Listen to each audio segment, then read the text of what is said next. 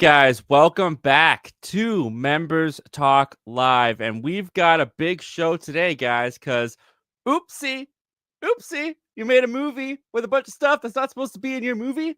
You got to go back and reshoot your movie. That's what's happening to Michael Jackson right now. That discussion. We're going to have a discussion about that. Doctor Strange, Benedict Cumberbatch himself has said that he will not be a part of Avengers Doomsday. Should we be worried? Should it be what to be expected? We'll talk about that. Also, the Oscar nominations are out. Amelia Perez is the best movie in the world. And we've also got the Razzie nominations. On the flip side, just a little bit of fun talking about the worst movies in the world. Like Ace is saying right here in the chat, is there any way to give an entire company a Razzie Award? Because there's no one more deserving than Sony. We'll get into that and more. This is, of course, Members Talk Live. It's you, it's me. Let's get started.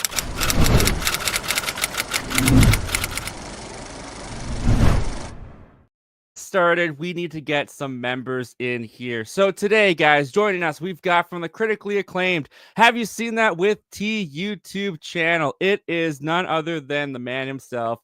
Yee, how's it going, buddy? Critically acclaimed. That is the first. I'm gonna put that in my tagline. Like critically acclaimed. Have you seen it?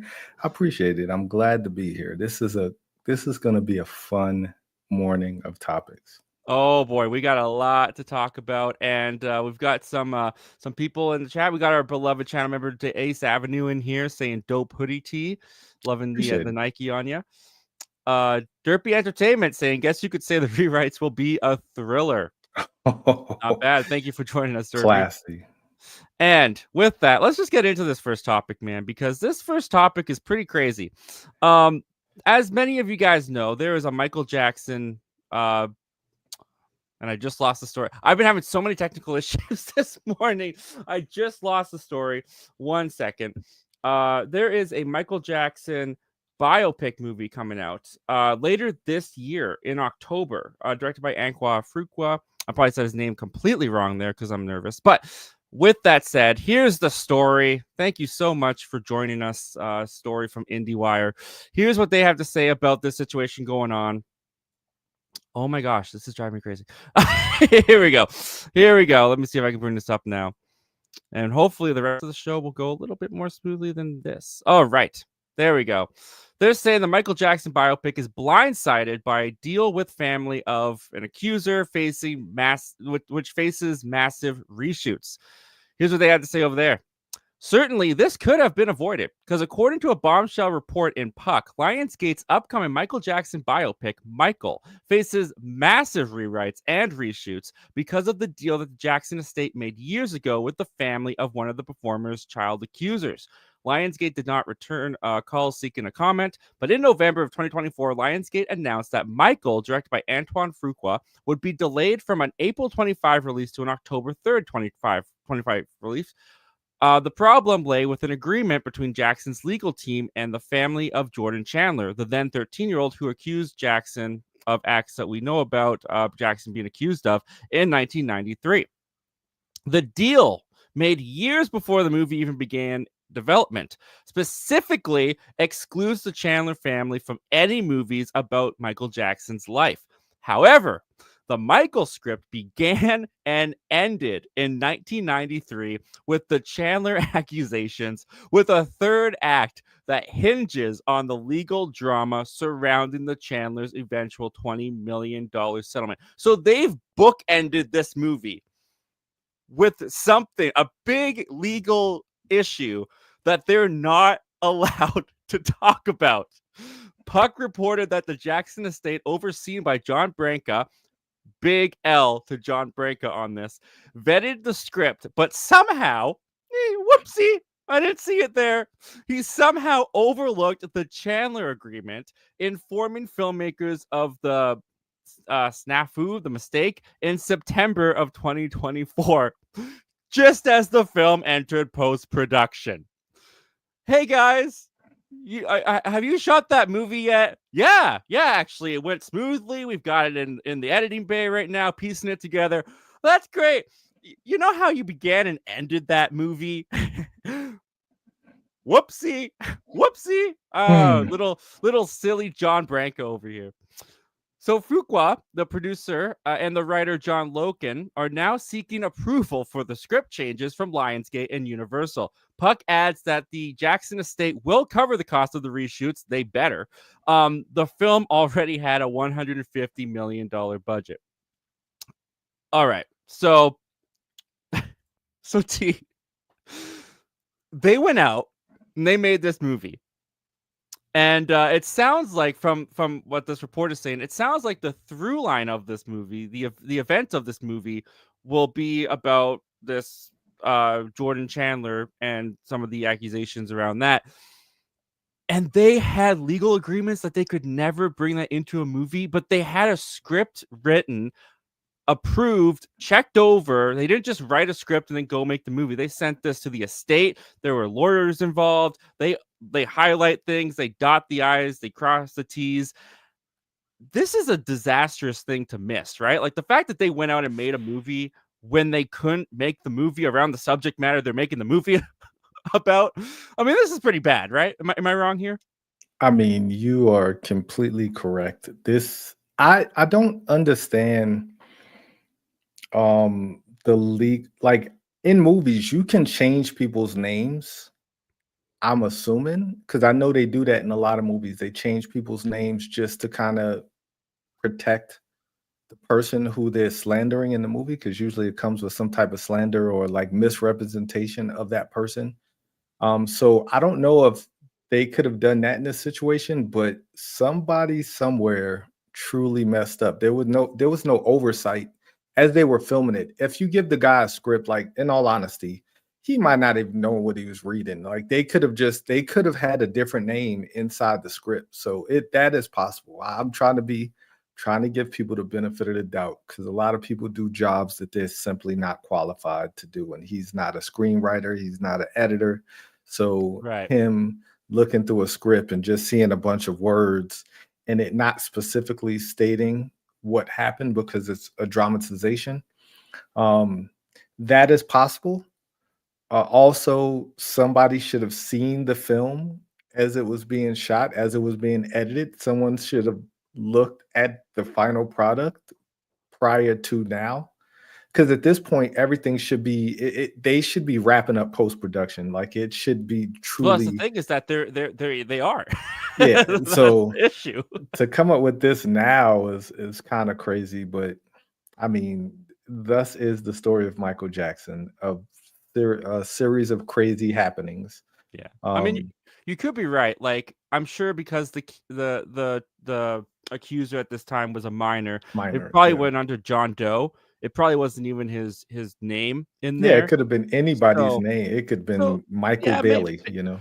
maybe. And I'm sure there's like a thing too where it's like, oh, we probably had tons of legal stuff and all that from 1990. Like, I don't remember. I can't keep track of all of it. Yeah. But when it's your job, when there's millions and millions of dollars on the line when making this movie, you might want to think about, is this Zach, connected to a real person? Is this something that we might we might want to You're look giving into? people too much credit.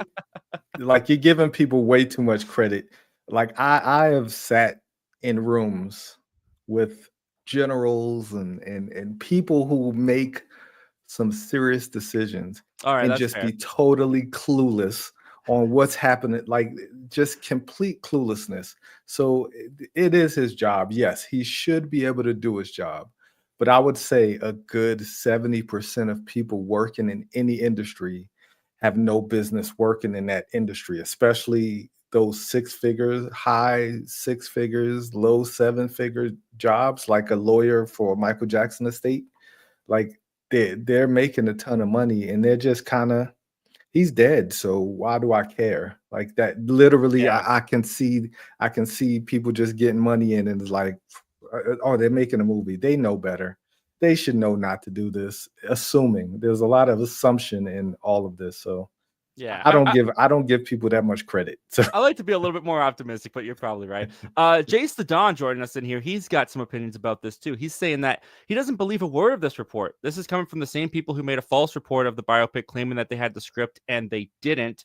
Also, countless cast members have come out and said that the biopic will end at the early 2000s, which could mean up to his passing.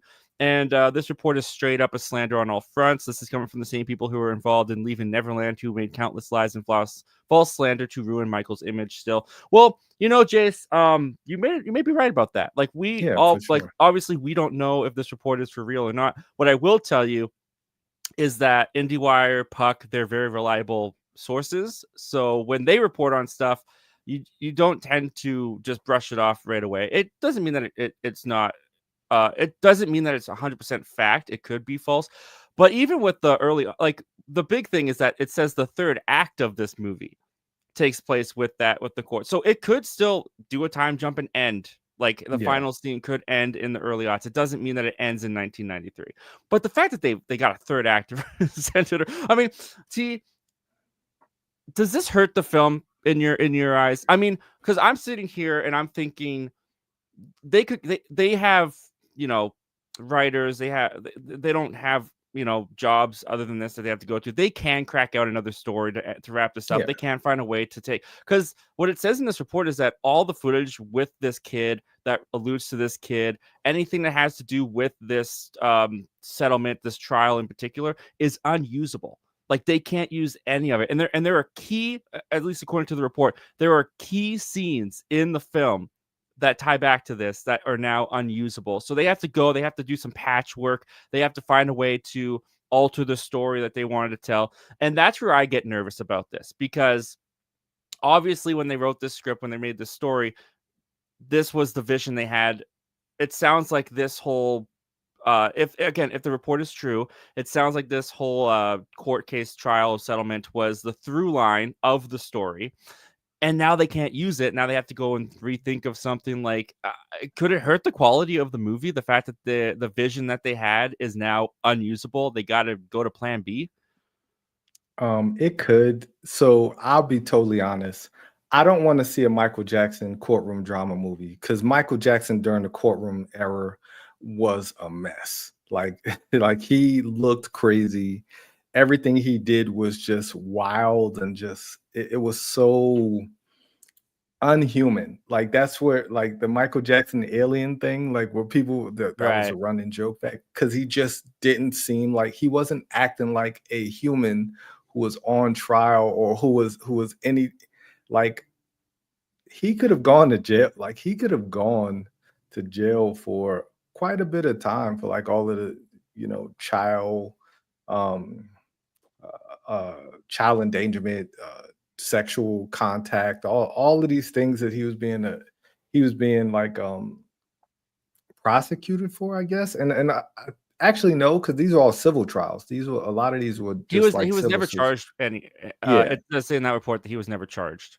So 'cause I remember seeing him going to a courtroom in pajamas quite a bit. Like that was his MO, was like being in pajamas and just like showing up looking crazy. It's a famous Chris Rock joke of him looking like Captain Crunch, which was by far one of the funniest jokes ever.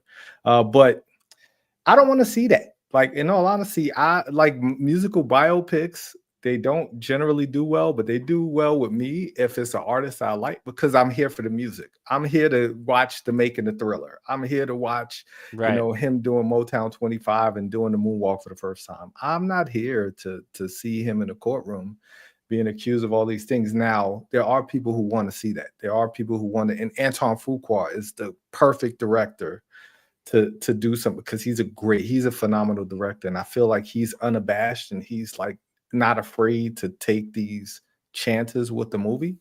But in all honesty, I'm not here for that. I don't, like, Michael Jackson is dead and gone. There's a lot of questionable things on both sides about what happened back then. So if we don't actually have the facts, bringing this stuff up probably is not helping anybody in the long run. It's not helping the Chandler family. It's not helping the Michael Jackson estate. So Yeah. And I it's just, honestly, I never thought that they were going to go into the legal issues in this movie. Like I thought that it was just going to be like the rise to yeah, fame, glossy, yeah. positive. Like it's from the estate that you got his nephew playing him. Like I didn't think they'd touch that, which could go to Jace the Don's point of maybe this report isn't true. But I mean, the fact that they reached out for comment and they didn't get a response, that's usually also kind of a telling sign Yes. that they don't Yes. want to Very talk to you telling. about Yeah. it. Ace is saying, do you guys think that this is just a way to bring attention to the actual biopic because this is a big oversight? No, It's not a good way. I don't think at all. You know who's pissed about this for sure? You know who's pissed is Lionsgate. Oh yeah, of course. Because this was their crowning jewel. Like Lionsgate had a terrible box office year last year. Like they had stinker after stinker after stinker last year. They were kind of the laughing stock of all the studios. Like, well, you could say Sony was. Yeah, Sony was, but right next to them, the jester beside them was Lionsgate. And this could have been this is their potential $1 billion movie really this year. And now they got all this going. Like they got to be just completely ticked off. I can't even imagine. Yeah. Yeah. Toxic Gamer is also saying that either way, if they don't include the controversy, there's going to be anger. People somehow with people that like Michael Jackson or the people that don't like him, and the people that don't like him and believe the accusations. Totally true. Yeah, this was always going to be a tricky movie. You weren't going to please everybody with this movie. Yep. Very true. But this is some of the most incompetence I've seen when making a movie in quite some time. If it's true. It's true. If this report is true, this is gross incompetence on so many levels. In all honesty, you can't really blame Lionsgate though for this. No, absolutely not the director, not the line. This is all on this guy's. This is on the estate. Yeah, like they put the wrong person. They trusted the wrong person to do the right thing. And if this is true. If this is true, and that's the caveats, of course. But what do you guys think of this? What do you guys think of? I'm pulling out my headphones. This has been a great technical issues beforehand. Lost the story. Pull out my headphones. This is great. But what do you guys think of this? What do you guys think of this story? Do you believe it? Do you think that this will hurt the film? Because I'll tell you what, I was really excited for this. It was in my most anticipated. It still is one of my most anticipated movies. This does make me go, uh-oh. Like now they got to retread, work to a plan B. Is it going to be as good if it's not their full vision that they set out to do in the first place? We'll find out. But comment down below. Let us know all your thoughts on that, guys. Want to thank people in the chat. Toxic Gamer, the Lawrence Report, also commenting on how nice your hoodie is, man. Appreciate it. Thanks. Toxic Gamer, Michael 101591. What's going on, dude? Ace, Jace the Dawn, Derpy. Thank you guys so much for joining us in the chat today. And with that, let's move on to our next story here, T, because we have an Avengers movie coming up. Next year, Doomsday, bring back Robert Downey Jr., all this exciting stuff. As we know, now that Infinity War and Endgame has kind of set the precedents. We expect a lot of Avengers to show up in Doomsday. We expect the whole Marvel Cinematic Universe to come in there and be a part of it. But there's one piece of the Marvel Cinematic Universe. There's one character who for sure will not be in there because he's out here saying it himself. And that will be Benedict Cumberbatch's Doctor Strange. This comes to us where is it? My goodness. There it is. This comes to us from Dark Horizons, which says that Benedict Cumberbatch on his Doctor Strange future. Benedict Cumberbatch has cleared up what's next for his Doctor Strange role in the Marvel Cinematic Universe, a role that he was originally cast in all the way back in December 2014. The 48-year-old actor, these Avengers actors are getting up there in age, aren't they? I didn't realize he was 48. Played the Sorcerer Supreme across 2 Doctor Strange films in the third Avengers, blah, blah, blah, blah. In a new lengthy interview with the Variety, he confirms that he's not involved in the upcoming Avengers Doomsday film, which is about to begin filming in the UK. According to the interviewer, the actor seemingly let this slip by an accident. Oopsie. Before realizing what he's done. Once he realized, he went forward anyway, explaining that when Jonathan Majors was fired last year by Marvel, things changed for the next Avengers film. As a result, his absence in Doomsday was due to the character no longer aligning with that part of the story. He then adds that Doctor Strange will be in a lot of Avengers Secret Wars film. And he says he's quite central to where things might go. And this is his exact quote. They are very open to discussing where we go next. Who do you want to write and direct the next one? What part of the comic lore do you want to explore so that Strange can keep evolving? He's a very rich character to play. He's a complex, contradictory, troubled human who's got these extraordinary abilities. So there's poignant stuff to mess about with. Avengers Doomsday will kick off shooting in the UK shortly ahead of the May 2026 release date. All right, team. So Benedict Cumberbatch has told us himself, not in it, not doing it, not in Doomsday, don't fit anymore.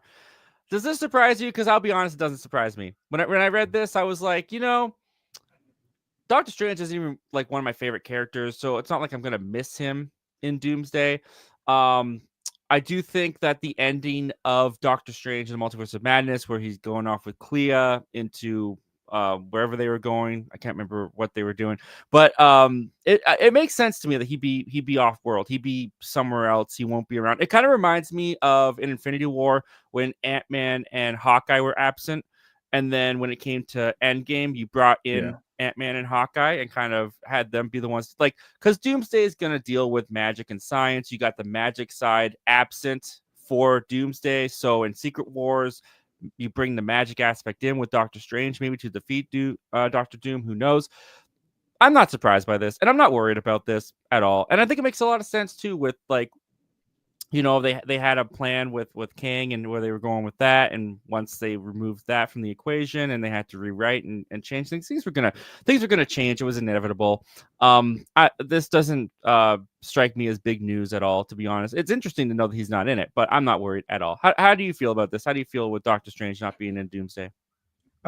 Him not being there, I don't know what Doomsday is gonna look like. Like, I don't know. True, none of us do. Just like Infinity War kind of was, I don't want to say like secondary characters before you got Endgame, which was like the core. I don't know if Doomsday is going. I feel like it's gonna set up more Fantastic Four stuff, and it might maybe set up some mutant stuff. But I feel that like his character, while he'll be missed, I don't think it'll be a crutch where it'll crush the movie, because he's Doctor Strange. Like, in no part of Infinity War Endgame, well, no, I guess you could say he was one of the main characters in Infinity War. But he had the MacGuffin. He was around. Exactly. He had the thing that everyone wanted, right? Like, I mean, him not being there, I feel like it's going to be more Doom and Fantastic Four. I think Pedro Pascal is going to be like the lead in Doomsday. Yeah. Like, it's finally gonna be the Doom and Reed Richards, battle. So yeah, I mean, yeah. Well, you kind of need that, right? Like, I was watching Infinity War the other day, and one of the things that kind of like stuck out to me in Infinity War is like, there's a lot of Guardian sequences in Infinity War, like more than I think of when I think of Infinity War. Like, it's almost a Guardians 2.5 because Thanos is so tied to Gamora, so they have that connection that works in the narrative. In the same way with Doomsday, you got the Fantastic Four already going to be in the movie. They've already been announced to be a part of the Avengers movie. Of course, Doctor Doom, Reed Richards, the Fantastic Four, they already have a relationship there. How they're going to establish that in just one movie, I don't know. I don't even know if Robert Downey Jr. is going to be in Fantastic Four this year, but he'll be in. He'll definitely. You think he's going to pop up in there? Yes, for sure. It may be a post-credit scene, but like, yeah, I don't like they have to introduce him in Fantastic Four. But to establish that relationship is going to be quite quick. But on top of that, then you've got, they've already announced that Chris Evans is coming back. I suspect more OG Avengers will be back because they have the connection with Tony Stark. So you've got Doctor Doom wearing Tony Stark's face. You've got those who are closest to Tony Stark. Doctor Strange wasn't close to Tony Stark. I mean, they even saving Doctor Strange to Tony Stark was a professional courtesy. Like, they're not friends. They were just thrown into a situation where they had to work together. So you take Doctor Strange doesn't have much ties to Tony Stark. You got the characters that do tie to Tony Stark so that you get that reveal of the face. You get the shock on their faces when they see who Doctor Doom is. You got Fantastic Four in there, the connection. Then in Secret Wars, when it gets a little bit more crazy, more multiversal, you bring in Doctor Strange fresh off of his multiverse of madness adventure. It makes sense to me. I'm not shocked by this news at all. Yeah, they had a more antagonistic relationship. So like, bringing him in is not gonna. Tom Holland scene, that's the scene. That's the scene that's going to make the entire movie. It's going to be Tom Holland. I don't want to go Mr. Stark scene. Yeah, like that's going to be the crushing. But like, Strange sees him like, oh, I knew this guy was a Like I knew this guy was a dick. Like Yeah, I never trusted this guy. Like I saw this in a 15 million, different scenarios of Endgame.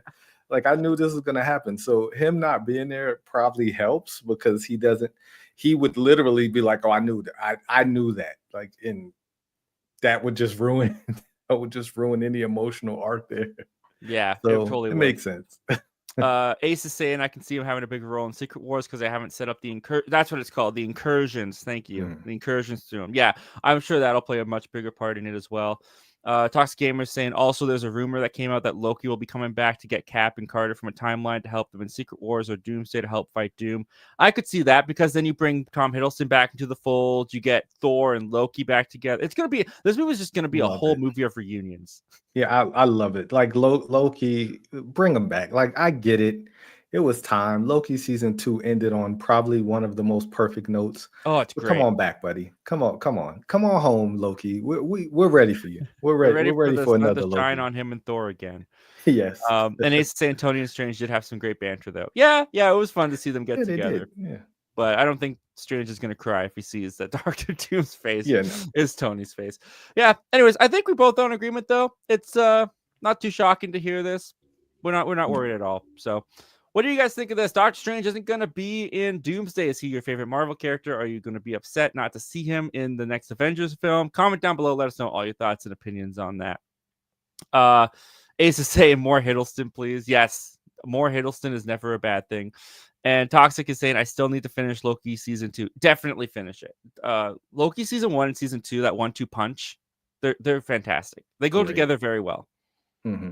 And together they're only like 12 episodes. So it's a pretty easy binge. Yeah. Pretty easy binge. All right, man. Let's get to the topic that everybody's talking about. The Oscars.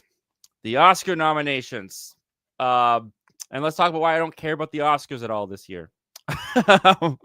Let's just get into this. Full disclosure, I have not seen very many of these films, so I won't have many opinions on these films.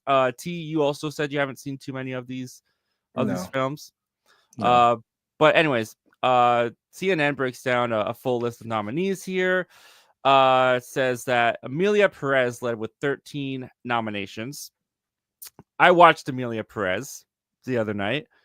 And when I saw this, I thought I was on the Razzie site, but then I realized that it was a list for the Oscars, and I said, why? I don't understand that. Anyways, Brutalist and Wicked are both leading with 10. They have a list here for Best Picture: Anora, The Brutalist, A Complete Unknown, Conclave, Dune Part 2, one of the rare occasions where it actually makes it in this list. Emilia Perez, I'm Still Here, Nickel Boys, The Substance, and Wicked. Best actor in a leading role, we got Adrian Brody as the Brutalist, Timothy Chalamet, A Complete Unknown, Coleman Domingo, Sing Sing. Ray Fiennes, Conclave, Sebastian Stan, The Apprentice, which that's actually really surprising that they put in The Apprentice because it was a big thing a little while ago that nobody wanted to do actors on actors with Sebastian Stan because he was playing Donald Trump in The Apprentice. No one really wanted to address Sebastian Stan's The Apprentice because it was Donald Trump. Of course, we're not going to get into politics here. The best we can, but the fact that the Academy Awards is nominating Sebastian Stan for The Apprentice, that's actually kind of surprising. Best actress in a leading role is Cynthia Erivo in Wicked. She was very good. Carla Sofia Gascon in Emilia Perez. Mikey Madison and Demi Moore in The Substance, which she won the Golden Globe, so she's one of the front runners for winning this award. And Fernanda Torres in I'm Still Here. Best actor in a supporting role is Yura Borisov in Anora, Kieran Culkin in A Real Pain, Edward Norton, A Complete Unknown, Guy Pearce, The Brutalist, and Jeremy Strong, The Apprentice. Best actress in a supporting role is Monica Barbero in Complete Unknown. Ariana Grande in Wicked is my pick. I really want Ariana Grande to win from Wicked. Of course, I've seen Zoe Saldana and Emilia Perez, and she was all right. But then we've got Felicity Jones in The Brutalist and Isabella Rossellini in Conclave. I haven't seen those ones, but I really like Ariana Grande in Wicked. Best Director, though. Best Director. We've got Sean Baker in Anora. We've got Brady Corbett in The Brutalist. We got James Mangold for A Complete Unknown. We got Joaquin Jacques Audiard in Emilia Perez. We've got Carly Fargiat in The Substance, and we've got Denis Villeneuve in Dune Part 2. Wait, no, we don't. No, we don't.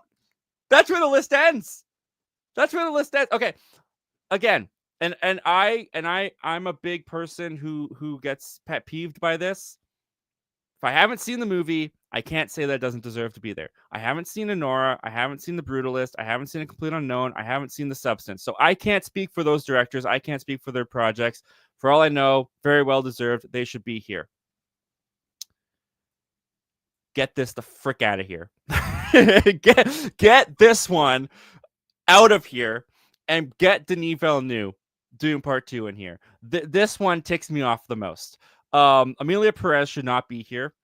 In my humble opinion, I've actually seen this movie, so I can say that Emilia Perez should be kicked off of this board immediately and replaced with Denis Villeneuve for Dune Part 2. The fact that it's on here and Denis Villeneuve is not is a huge crime. And I don't care about the Oscars at all because of this reason, pretty much. The fact that you don't have him on here is ridiculous. Best cinematography, we move on. The Brutalist, Dune Part 2, thank goodness. Again, Emilia Perez, not deserving. I did not think the cinematography in that was all that impressive. Maria and Nosferatu. And then Best International Feature Film, I'm Still Here, The Girl with the Needle, Emilia Perez, The Seed of the Sacred Fig, and Flow. And Best Adapted Screenplay, A Complete Unknown, Conclave, Emilia Perez, Nickel Boys, and Sing Sing. And Original Screenplay, Anora, The Brutalist of Real Pain, September 5th, The Substance. And that's kind of where... And then Best Animated Film, Flow, Inside Out 2, Member of a Snail, Wallace and Gromit, Vengeance. Did you watch Wallace and Gromit, Vengeance Most Foul? I'm not a Wallace and Gromit person. I've not seen one of them. Not I don't know why, but I decided to watch that. Because it came out on Netflix at the beginning of this year. Mm-hmm. And I'm not a Wallace and Gromit person either. I've only seen Curse of the Were-Rabbit, and I only watched that because I wanted to get some idea of what Wallace and Gromit was before I watched this.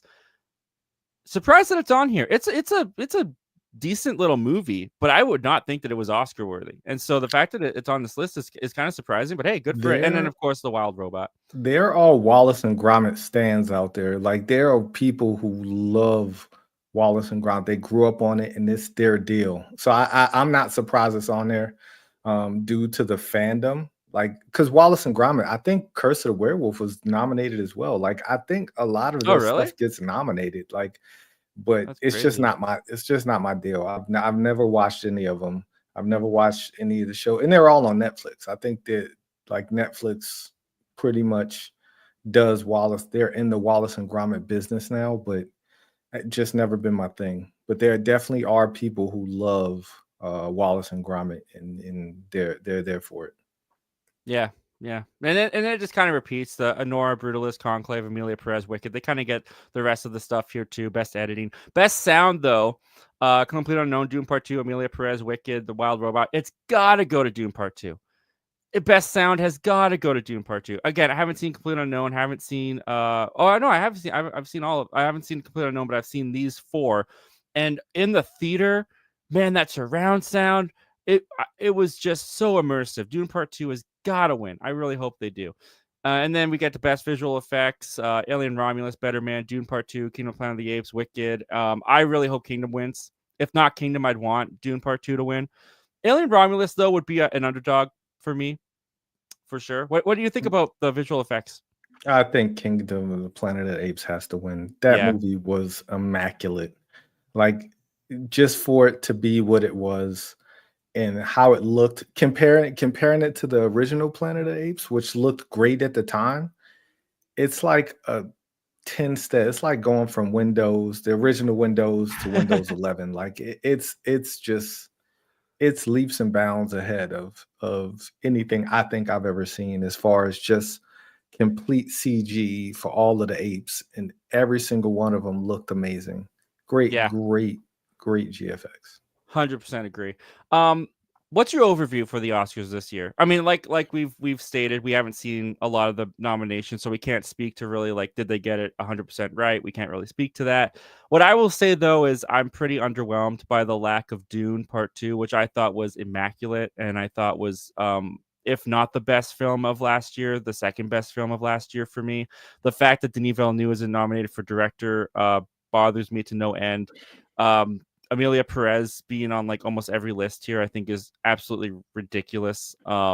that movie was so incoherent, and the fact that it's nominated for best editing, the editing was some of the worst part of the movie for me. It made the story almost like unfollowable, unable to follow. Like it was that's the big question mark for me. And I've seen it because when I saw that it had 13 nominations, I was like, oh, okay, I've heard mixed things about it, but I should go check this out. It sounds like it's worth watching. It's got the same amount as Oppenheimer last year. It's like tying for Return of the King. I should go see what this movie's all about.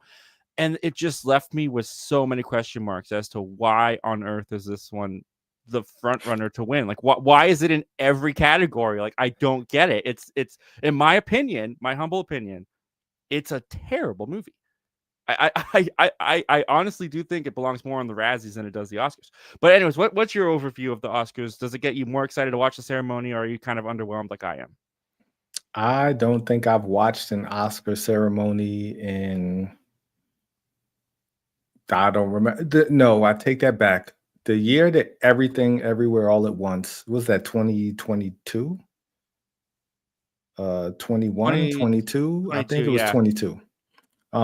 That was the last time. Before that, I don't think I'd watched it probably in 10, 15 years. I'm not an Oscar person. I saw the slap on YouTube like after it was over. That Like that was was huge. only that was the only reson I even checked out any of that. If I do watch anything on the Oscars, it's usually the musical performances, and they've taken that out this year.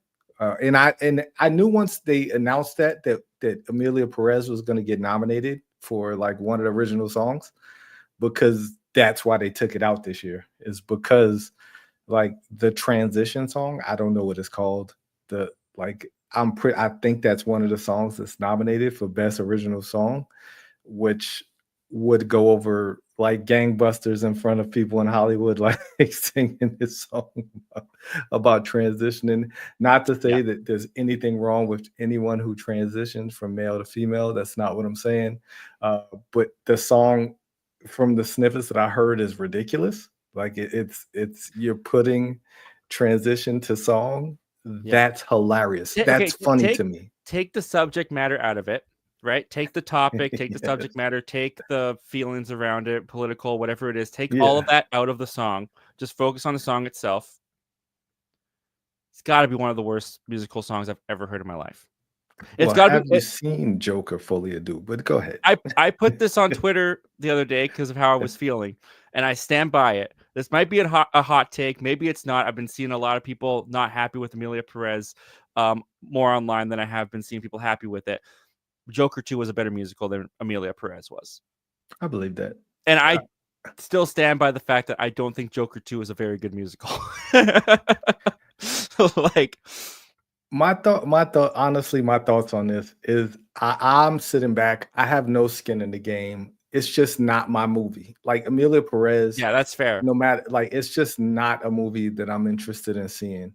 Like, I'm not interested in watching a bad musical. I'm not interested in watching a bad movie. So it's just not my thing. The Oscars have never been for people like me. Like they've never, Yeah. like, I'm a person who I enjoy the feeling of watching a movie. I don't care. I really don't care about great, the greatest visual effects. I don't care about the greatest sound editing. If a movie can move me, that's what I'm here for. Like I'm just, very rarely, Everything Everywhere All at Once was the one time I think in my entire life where my favorite movie won an Oscar. Like I've never had my favorite movie of the year win an Oscar. My favorite Yeah. movie wasn't Gladiator. I didn't see Forrest Gump Well, before it won the going back Oscar. to the Everything Ever All at Once, when Ki Kwan won, I was over the moon. Yeah, like that's the only time I've ever gotten hyped up for it, because I went and saw that movie and I just was so moved by it.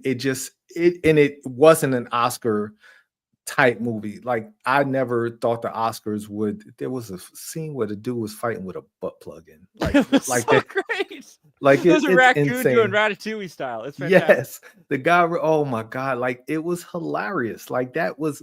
It was so visually unique. It was such a unique story, and I just never thought the Academy Awards would even look at it. Like that's. Yeah. I just didn't see that happening. But it was my favorite movie that year, and I was really hyped to see it win. So that's the one time in my lifetime that my favorite movie won. So very rarely is in it. Like in Dune 2 is not my favorite movie of last year was The Fall Guy. And it was because it was just this silly, slocky, fun Yeah. action movie. Like and it was great action in it too. So I just like the Oscars have just never been for me. And I accept that and I'm okay with that. But in all honesty, the troll in me just finds it hilarious that so many people, probably 80% of the people who are upset that Amelia Perez got nominated, never even watched it. Like, nor have they seen 70% of the movies that are Yeah, nominated. I've and that and heard that and that bothers me, and that's why I will say, like, I can't speak for Honora, I can't speak for The Brutalist, I can't speak for A Complete Unknown, I can't speak for The Substance. Like I said, like, I cannot get mad that those directors, that those movies are over Dune Part 2. But since you brought up the musical aspect of Amelia Perez, if you can't put Dune Part 2 in this slot, John M. Chu should be here. Wicked, if you're gonna put a musical in here, Wicked was a 100,000% better musical movie and better directed movie than Amelia Perez there. So if I can't have my Denis Villeneuve here, it should be John M. Chu. I just thought of that because you brought up the musical aspect of the film. I don't think they nominated it because it was a musical. From everything that I've heard about it, the Yeah, musical aspect is the worst part of the movie. It's like it's a coherent story if there wasn't music involved. I think it's not a that's what coherent honestly story. took me out of Joker 2. I think it would have been a way better movie if it wasn't a musical. If it was just a straightforward whatever it was trying to Yeah, do without the singing. Um, I every part of me wants to not watch this movie, but I'm being driven towards watching it. Um, and it is okay if it's a bad movie. Like it's okay. And for there've been bad nominated movies before. There've been bad movies that were nominated for best director. To me, like once again, this is all my personal yeah, it's opinion. all There've been subjective. Like some people out there there've been are bad over the moon that movies. this got nominated. I'm Yes. just not. Yeah. Like it just at the end of the day, I don't think it's gonna win. In all honesty, I don't think it's gonna win. But then again, I'm gonna laugh if it does. I enjoy the chaos of the internet melting down over something silly as a movie like this winning Best Picture and Well, just upsetting people who never cared about that. Nobody cared about the Golden Globes before it won. And then everybody's just like true. on this hype hate train. And this I'm here for that. I'm here for you to hate something that absolutely has nothing to do with you. Like, unless you are in the Mexican, there's some people who've never seen a Mexican language film before a day in their life, and they're so upset that this offends Mexican speaking See, viewers. like I had no qualm with that. I had no stake in that game. I'm not a Spanish speaking person. For all I know, Selena Gomez was speaking fluent Spanish. I didn't think her performance was that great in general, but I didn't care about the Spanish stuff. I didn't care that it was subtitled in a different language and all that kind of stuff. It was just in my opinion, a very poorly plotted, executed movie that was nonsensical. You couldn't follow it. I didn't feel like any of the characters were realized. I felt like the performances were fine, but not that. Maybe Zoe Saldana, she had a little bit more to do than the rest of the cast did, but I still didn't feel like she was necessarily an Oscar nominated worthy performance myself.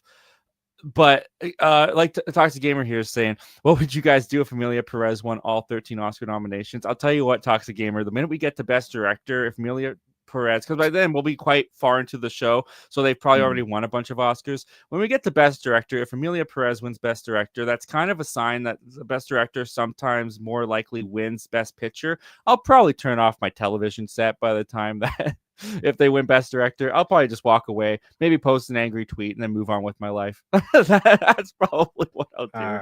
I don't, I honestly don't foresee that happening. But if it did, I, I don't know if you remember the Oscar so white trend that was like Oh yeah, six yeah. years ago, where it was like, uh, I think this year is going to be kind of a needle moving year because I think Amelia Perez is like this forcing function. I truly believe that somebody is trolling somebody. I don't know if they're trolling us. I don't know if they're trolling Hollywood. I don't know if Hollywood's trolling itself. Right. But like the inclusion of this movie leads me to believe, especially knowing what I know about the movie, knowing, and it has nothing to do with the critics and the critics and the audience score on Rotten Tomatoes. It's just knowing what I know, seeing what I've seen from this movie. It doesn't seem like an Oscar worthy movie. It doesn't seem like, it seems like a Netflix movie. And there've been some great Netflix movies, And it's on but Netflix. it just, yeah, it seems like one of those schlocky Netflix movies that you kind of just watch, and like it'll ask you midway through, "Are you still watching this?" And you're like, maybe I am. Maybe I'm playing Yeah. Candy Crush on my phone. Like, who knows? You are 100% correct, because if Amelia Perez was not nominated for an Oscar, first of all, I wouldn't have watched it because I just wanted to be seeing what the conversation was. Why does it have 13 nominations? Why is it so mixed? All that kind of stuff. That's the only reason I watched it. If I had watched it on Netflix and it wasn't nominated for an Oscar, or it never came up again, you'd never think about it again. It's that kind of movie. Like, you would have just watched it, been like, that was terrible, and then moved on. But the fact that it's got 13 nominations at the most prestigious award for film, that's what drives everybody, and including myself, absolutely nuts. Man, Absolutely more nuts. power to you. I apologize for Amelia Perez to y'all because everybody's so upset about it. It's probably because I haven't seen it, but I think even if I saw it, it just You would might not, love because it. like You might love it. no, I know I won't. I did. There's no part of me. I'm not a big fan of watching foreign language films. Like, that's just not my thing, unless it's like Korean horror or Korean action. That's what I'm here for. I don't like. I've seen a lot of Spanish language. Was it a Rec?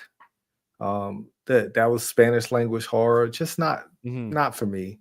They have a different style of doing things, so uh, I don't know. And this guy was a French guy who, like, apparently everything was almost Google Translate from French to the song. Like, I think Yeah. somebody's trolling somebody. And I think this is going to force a change within the academy. You might not see it next year, but I think this is going to force some type of change in the voting procedures, because there's people in the academy voting committee who said that on record that they haven't watched the whole Brutalist because it's 4 hours. I'm never going to watch the Brutalist. There's no I'm part that, curious in like, the Brutalist. I just don't have time to watch the yeah, Brutalist. exactly. I don't have time to put 4 hours into like this historical drama about an architect. No, thank you. Like, that's just not, that's never going to be my thing. And it might be the best movie that's ever been made. I never watched Oppenheimer. I know the story. I understand. I know what Well, it's happened. great, man. You got to watch it. No, thanks. It's 3.5 hours. I don't have that type of time. I barely have time to Fair. do this live stream. Like, I don't have time to put 3.5 hours into a movie that's just not appealing to me. I've taken history courses. I know everything there is to know about the Manhattan Project and all that stuff. I'm good. Fair I'm good. enough. Well, speaking of time, before we're out of time here, let's go to the flip side of this, and let's talk about the Razzies, because the Razzies is not something to be taken seriously in Hollywood. It is not like the Oscars. There is nothing about it that is as prestigious or even as it's just not the Oscars. It's just a fun little thing for film fans to look at, kind of celebrating or having fun, poking fun at the worst movies of the year. So the Razzie nominations came out along with the Oscars. And let's just look at these real quick, because for Worst Picture, they've got Borderlands, Joker Folie à Deux, which Joker Folie à Deux kind of led the Razzies this year, Madam Web, Megalopolis, and Reagan. For Worst Actor, they've got Jack Black and Dear Santa. That movie looked horrible. I didn't even bother watching it. Yeah. Zachary Levi and the Herald and the Purple Crayon. Joaquin Phoenix. See, this is where the Razzies for me gets a little bit like, come on, guys. Like yes, Joker Folie à Deux is one of the most what's the not hate? Well, I guess you could say hated movies of the year. But Joaquin Phoenix was not bad in that movie. Why won't it let me highlight? Whatever. Joaquin Phoenix was not bad in that movie.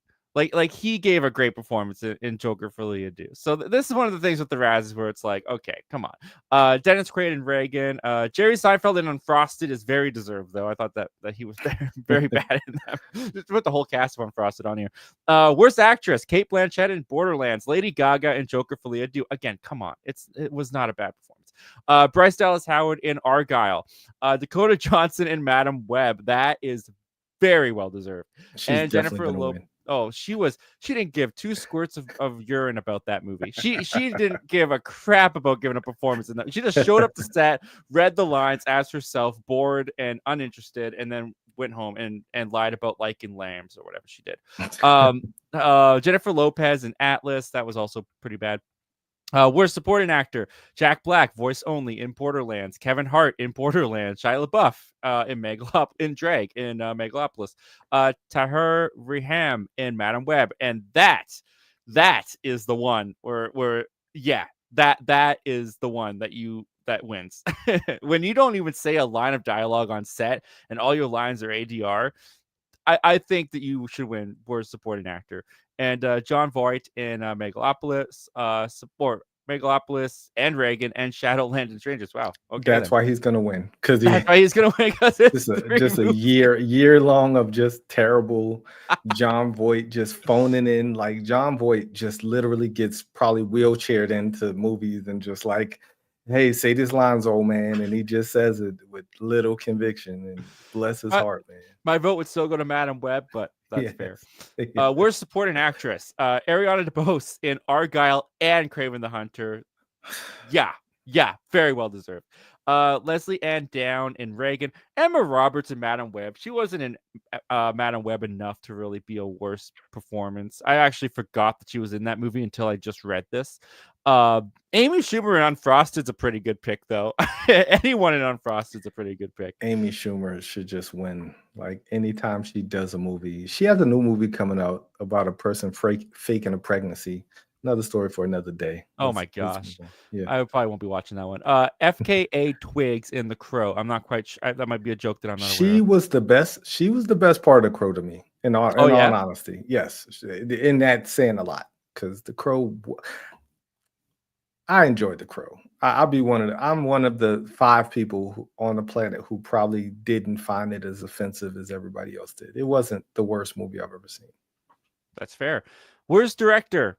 S.J. Clarkson in Madam Web, Francis Ford Coppola for Megalopolis. Which who would have thought you'd see Francis Ford Coppola on a Razzie list? That's pretty crazy. Todd Phillips in Joker for Leah Do, Eli Roth on Borderlands, and Jerry Seinfeld on Unfrosted. As much as I hate Madam Web, and I do think it's a very poorly made movie, I think this one would go to Jerry Seinfeld for Unfrosted. I think that movie was terrible. I have a hot take yes. on Francis Ford Coppola and directors. There should be an age limit where you are able to do things in life, like direct a movie. Like I feel like Francis Ford Coppola, if he made this movie 20 years ago, it probably is a different movie. But I think that at his age, it's like Quincy Jones producing, an album today or before he passed. Like his last few years, he was saying some wildly spicy things, and once you hit a certain age, you just lose your level of care. But and hey, you got Martin Scorsese out there still, and he's killing it. Like, is he though? I thought Killers of the Flower Moon was good. I enjoyed it. Once again, that was a movie that was over 3.5 hours long. I did not watch it. You got me. That's fair. Worst screen combo. Any 2 obnoxious characters, but especially Jack Black in Borderlands. Any 2 unfunny comedic actors in Unfrosted. I think that's completely. That's the one for me. The entire cast of Megalopolis. Again, Joaquin Phoenix and Lady Gaga and Joker for Leah Do. I can't get behind that. The movie wasn't great, but come on, they were not a bad screen combo. That's just stupid. And Dennis Quaid and Penelope Ann Miller in Reagan. Worst prequel, remake, or ripoff sequel. The Crow, Joker for Leah Do. There he is, Kraven the Hunter. Mufasa, The Lion King, and Rebel Moon 2, The Scar Giver, which I'm surprised that the Razzies didn't go after Rebel Moon Part 2 more. Yes. Man, bless, and I love, and man, I just drew a blank on what her name is. Oh man, Oh, I know who you're huge thinking of. fan I of can't hers. say it either. Man, I'm a huge fan of her. I can't remember her name, but I can see her face in my head. Maybe that's what's The lead blocking it. actress, right? So Yes, the so lead Sophia actress, Sophia. Sophia Thank Botella. you. There you Yes. go, Sophia Botella. Big fan of hers. Everybody who was in Rebel Moon, any one of them, they deserve every Razzie. Like that movie should have cleaned house both years. Rebel Moon Part 1 and Rebel Moon Part 2. They were both terrible. Everybody in them were terrible. Zack Snyder not being nominated for or worst Yeah. director is like See, wheat. Come on, guys. all Wheat. the Joker Folia Do nominations I would replace with Rebel Moon. The reverse Yes, screen with combo Rebel would be Sophia Botello and whatever the villain guy was in Rebel Moon Part 2. Ed Worst Screen. director Zack Snyder, supporting actress someone from Rebel Moon. Oh no, you know what? Keep Craven the Hunter. This one's fine. This one's completely fine. Yeah. Everyone on here is totally fine. Oh man, yeah. Just Rebel Moon Part 2. It was the worst of every cinephile's obsession with visual effects and just ugh. Yeah, it was pretty bad. And then worst screenplay goes to Joker Folia Do, Craven the Hunter, Madam Web, Megalopolis, and Reagan. Yeah, it's just fun. Like I said, the Razzies, they're not to be taken seriously. They're just kind of fun little film fan putting together the worst of the year. I will say that I think let's go through this really quickly. T for Mhm. worst picture, I'm picking Madam Web. What would you pick? From what I heard, Borderlands was like the worst thing that was ever created. So I'm gonna go with Borderlands on this one. Yeah. For worst actor, I'm gonna go with Jerry Seinfeld and Unfrosted for me personally. Jack Black. Everybody hates Jack Black now. Like Oh man, just everyone used to love him. yeah, they did. Worst Not anymore. actress, I'm Dakota Johnson easily. Jennifer Lopez is up there too, but I'm going with Dakota Johnson and Madam Web. You expect it from Jennifer Lopez. Honestly, I expect it from Dakota Johnson too. But like Dakota Johnson, every year that she does a movie, she's gonna get nominated for a Razzie. People hate her, like, and Yeah, kind of rightfully so. Because, like you said, she unfortunately. phones in. I feel like she phones in all of her performances. Like I don't think I've ever seen a Dakota Johnson performance. I was like, oh wow, she knocked that out the park. Worst supporting actor, I'm gonna go with Tahir Rahim and Madam Web. Probably Kevin Hart. Like I'm going with comical picks. Like I'm going Yeah. with Kevin Hart might show up to the Razzies to accept his award Oh, and be like funny. Halle Berry. Yes, That'd be exactly. great. Kevin Hart might actually show up because he's not going to show up to the Oscars. All right, worst supporting actress, I'm going Amy Schumer. Yes, Amy Schumer. Uh, I don't like her. Worst director, I'm going Jerry Seinfeld. Yeah, A yeah, little bit of a yeah. hot take. I think Madam Web was more a Actually, studio and editing than it was I think directing. they're gonna give it to Francis Ford Coppola. I think, like, I Oh, once again, probably. think people are gonna be trolling with these awards, and I think they're gonna give it to one of the most acclaimed directors of any generation. They're gonna give it to him. Now, if he showed up, that would be legendary. Holy, Um, that I will watch that. worst screen combo, easily any two on funny comedic actors from Unfrosted.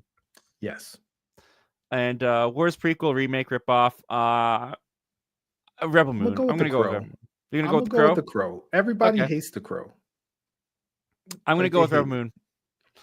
And screenplay, I'm gonna go with oh man, it's between Madam Web and Craven the Hunter. I'm gonna go with Madam Web.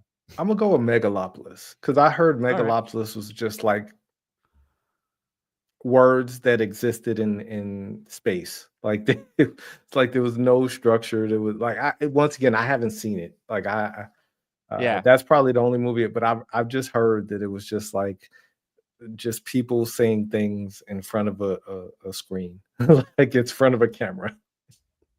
Well, T, I think we've learned a lot here today. We went through a whole bunch of topics. We got through a whole bunch of discussions, but I think the biggest thing that we might have learned here today, and the Ace Avenue is pointing this out, that Hollywood, if you want T to see a movie, make it 2 hours and Bro, 59 seconds or less.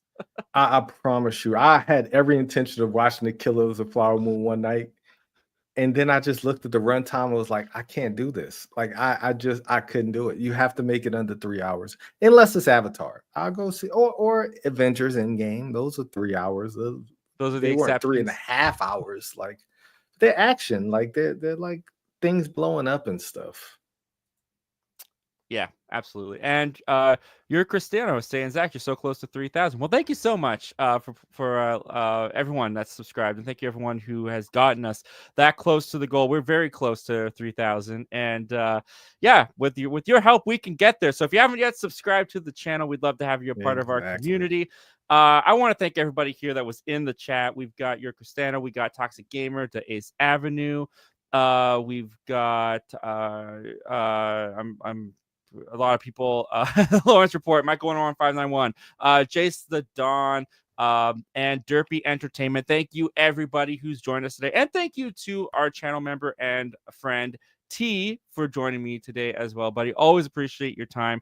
And guys, if you haven't yet, go subscribe to Have You Seen That with T. Link is down in the description below. Go give him some love and support. Anything that we can look forward out on the channel here soon, man?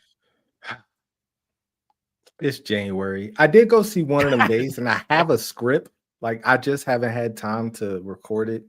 I've like school, work, and just like general not caring.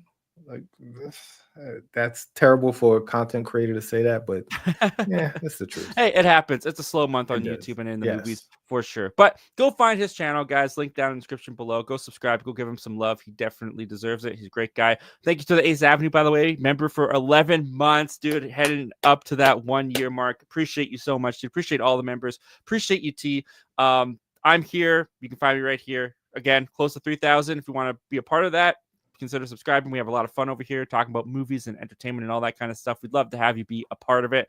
With that said, guys, this has been Members Talk Live. If you want to join us next time, we've got a spot for you. Just join the $6.99 tier on Members Talk Live. Become a channel member. You can join us on the show next time. Must be 18 years or older. Thank you guys so much again, and we'll see you next time. Take care.